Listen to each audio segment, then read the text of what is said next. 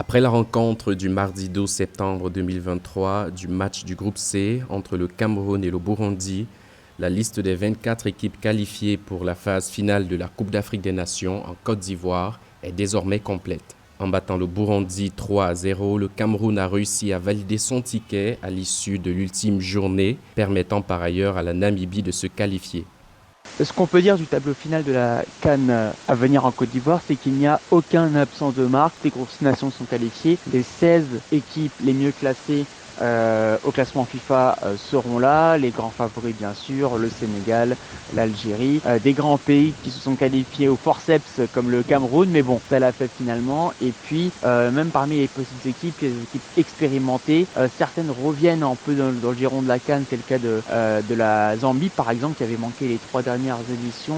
C'est le cas du Mozambique qui n'était pas venu depuis un bon moment, mais en tout cas, on aura une CAN extrêmement relevée. Certains disent que ce sera même la plus relevée de l'histoire. Les pays qualifiés sont la Côte d'Ivoire, pays organisateur, l'Algérie, la Tunisie, le Sénégal, le Burkina Faso, la Guinée équatoriale, le Maroc, l'Afrique du Sud, l'Égypte, la Zambie, le Nigeria, la Guinée-Bissau, le Cap-Vert, le Mali, la Guinée, la Gambie, la République démocratique du Congo, la Mauritanie, la Mozambique, la Tanzanie, le Ghana, l'Angola, le Cameroun et la Namibie.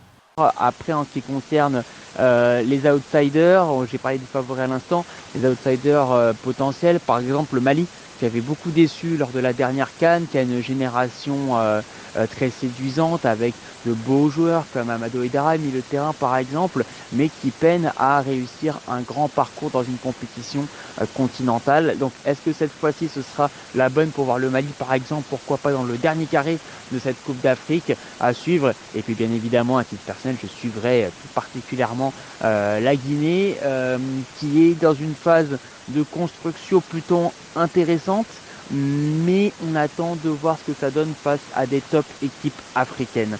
La compétition doit se tenir du 13 janvier au 11 février 2024. Initialement programmée en juin et juillet 2023, cette CAN a été reportée pour se tenir en début 2024 afin d'éviter que les matchs aient lieu en pleine saison de pluie. Le tirage au sort de la phase finale de cette 34e édition de la CAN est prévu le 12 octobre à Abidjan.